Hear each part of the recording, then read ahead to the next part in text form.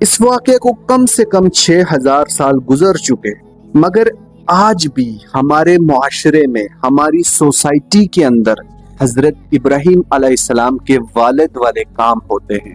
بہت سارے ایسے رسم و رواج، بہت ساری ایسی بدعات جو اسلام سے منسلک نہیں، جو اسلام سے ثابت نہیں، مگر ہمارے آباء و اجداد وہ کرتے آئے، اس لیے وہ آج ہم کر رہے ہیں۔ قرآن حکیم ہمیں یہ سمجھاتا ہے کہ ضروری نہیں کہ ہمارے آباء و اجداد جن راستوں کو، جن رسومات کو کرتے آئے وہ صحیح ہوں یا وہ اسلام سے کہیں ثابت ہوں۔